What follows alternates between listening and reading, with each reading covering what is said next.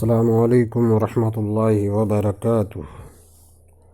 میں محمد توفیق صارم مصباحی مصباح الحکمت YouTube channel کی نشریات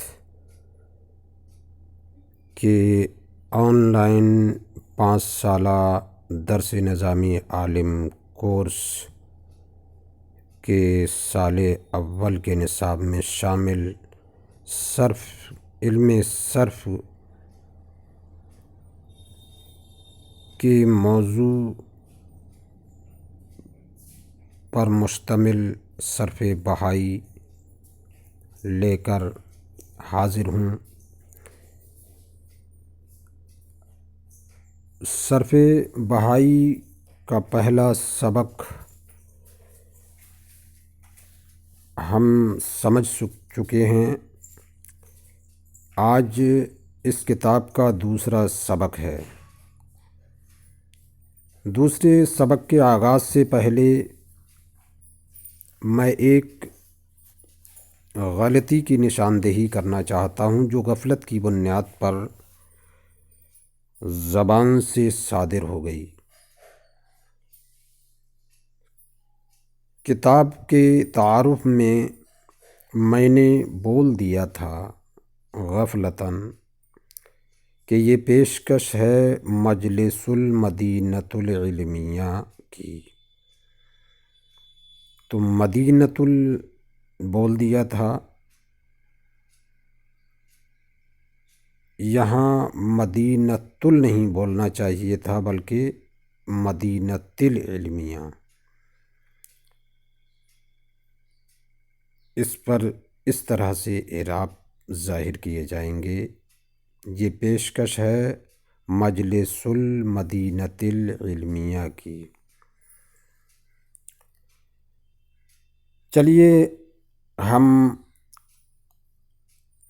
اس وضاحت کے بعد، حالانکہ میں نے اپنے پہلے سبق کے ڈسکرپشن میں اس کی وضاحت کر دی ہے، مزید وضاحت یہاں پر بھی میں نے کر دی۔ چلیے اب ہم اپنے دوسرے سبق کی طرف رخ کرتے ہیں۔ آج کا ہمارا سبق ہے فعل کے حوالے سے۔ بسم اللہ الرحمن الرحیم۔ مصنف علیہ الرحمٰن نے فرمایا، جان لے تو اے پیارے اسلامی بھائی، اللہ تعالیٰ تجھے دونوں جہان میں خوش بخت رکھے۔ لغت عرب کے تمام کلمات کی 3 قسمیں ہیں، اسم، فعل، حرف۔ تو پہلی قسم تک ہمارا سبق گزر چکا ہے، اس کی وضاحت بیان ہو چکی ہے۔ آج لغت عرب کے کلمات کی 3 قسموں میں سے دوسری قسم جو اسم ہے، وہ جو فعل ہے، آج اسی فعل کے حوالے سے گفتگو ہوگی۔ فعل ہی کو آج ہم وضاحت کے ساتھ بتائیں گے اور پھر مزید تیسری قسم حرف کے حوالے سے گفتگو کی جائے گی۔ باقی گفتگو آپ سماعت کریں گے۔ مصنف علیہ الرحمٰن نے دوسری تقسیم سے اقسام کی دوسری تقسیم فعل سے کی۔ فعل کو اگر فا کے کسرے کے ساتھ پڑھیں تو یہ اسم مصدر کہلائے گا، اور اگر فا کے زبر کے ساتھ پڑھیں تو یہ مصدر ہوگا۔ فعل کا معنی لغوی معنی کام ہے، اور اصطلاحی معنی فعل وہ کلمہ ہے جو مستقل معنی پر دلالت کرے اور اس کے اندر تینوں زمانوں یعنی ماضی، حال، مستقبل میں سے کوئی ایک زمانہ پایا جائے۔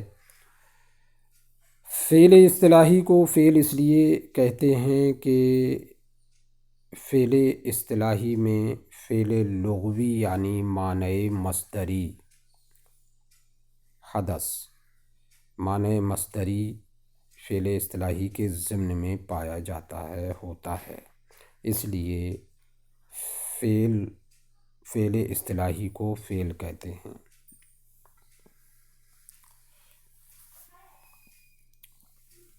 فعل کی مثال دی ضرب دحرجا، تو اس کی وضاحت بھی میں نے پچھلے سبق نمبر 1 میں کر دی تھی۔ تیسری قسم سے اقسام کی حرف ہے۔ حرف کا لغوی معنی کنارہ، جس طرح سے عربی مقولہ ہے جلست علی حرف الوادی، میں وادی کے کنارے پر بیٹھا۔ حرف بھی جملے کے کنارے میں ہوتا ہے، کلمات کے کنارے میں اس کو لکھا جاتا ہے۔ حرف نہ مسند الیہ ہوتا ہے نہ مسند ہوتا ہے۔ حرف اس کلمے کو کہتے ہیں جو مستقل معنی پر دلالت نہیں کرتا۔ من اور الی، من کا معنی سے ہے اور الی کا معنی تک ہے۔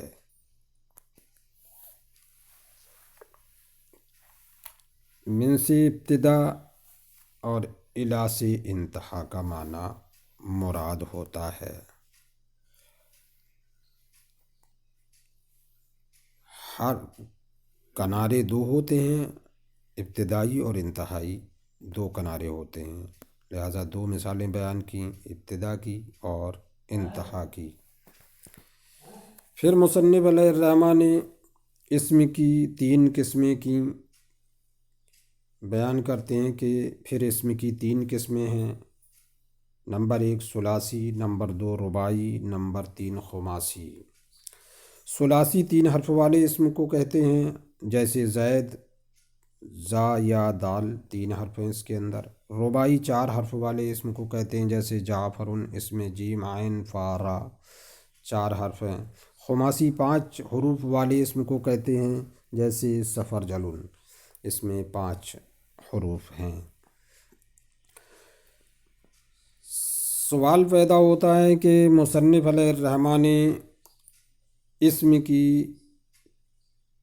تقسیم جو کی ہے وہ 3 میں کی ہے، اسم کی 3 قسمیں بیان کی، حالانکہ کاف ضمیر جو خطاب کے لیے آتی ہے وہ بھی اسم ہے، مذکر غائب، واحد مذکر غائب کی ضمیر ہوا آتی ہے وہ بھی اسم ہے، یعنی مصنف کو 5 قسمیں بیان کرنی چاہیے۔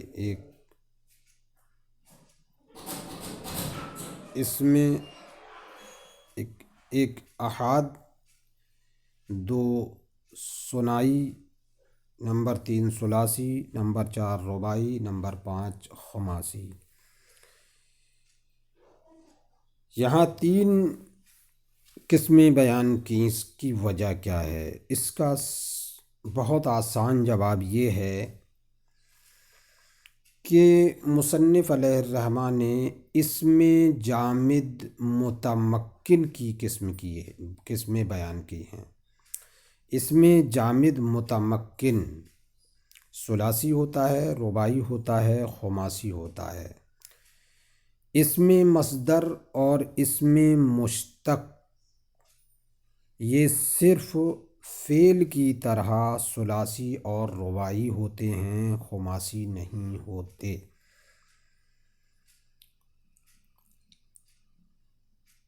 تو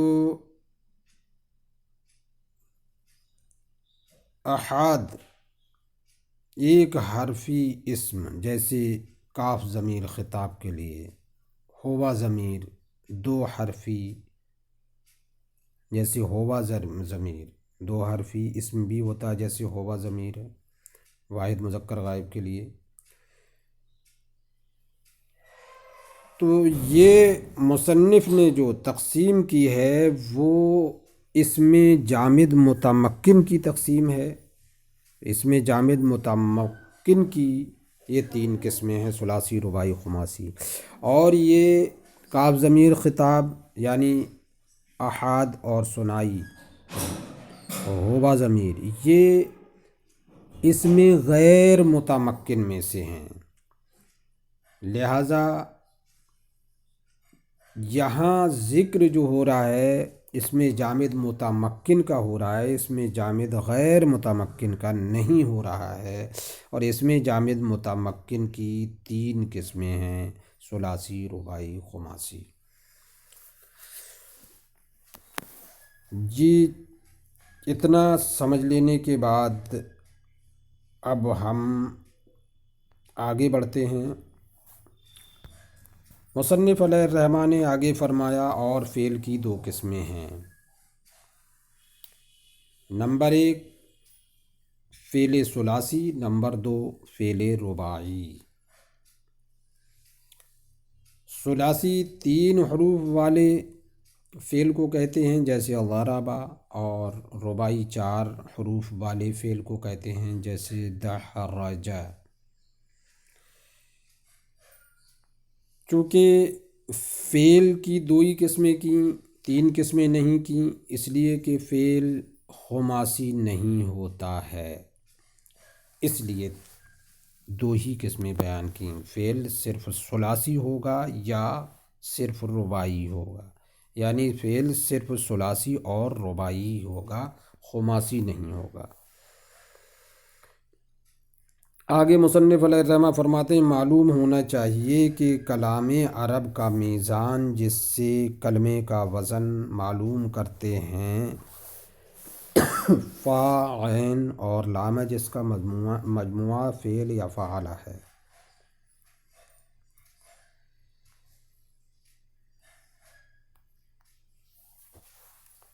تو اب اس کے مقابلے میں جو بھی حرف آئیں گے ان کو موزون کہا جائے گا یا وزن کہا جائے گا، اور یہ فا، عین اور لام یہ موزون بے ہی ہیں جس کے ذریعے سے وزن ہوتا ہے۔ اب ان کے مقابلے میں ان کے وزن پر جو کلمہ آئے گا، جو حروف ان کے وزن پر آئیں گے جس کلمے کے، تو وہ حروف اصلیہ ہوں گے، اور جو ان کے وزن سے زائد ہوں گے وہ حروف زائدہ ہوں گے۔ فائدہ کے طور پر آپ سمجھ لیجئے کہ یہاں حرف کی جو بات چل رہی ہے، جس حرف کی بات چل رہی ہے، تو یہ وہ حرف ہے جو مبانی ہے، یعنی جس کے معنی نہیں ہوتے، مطلب غیر معنی لفظ، جن کو حروف حجہ بھی کہتے ہیں اور تحجی بھی کہتے ہیں۔ حروف کی دو قسمیں ہوئیں، ایک حروف معانی جن کے کوئی معنی ہوں، جن حروف کے کوئی معنی ہوں، جیسے من، الا، لیتا، لعل، لیکن وغیرہ، یہ حروف معانی ہیں۔ اور حروف مبانی جیسے با، تا وغیرہ ہیں جن سے کلمات کو جوڑا جاتا ہے، جو کلمے کے جوڑنے کے کام میں آتے ہیں، کلمات کو جوڑنے کا کام جن سے لیا جاتا ہے۔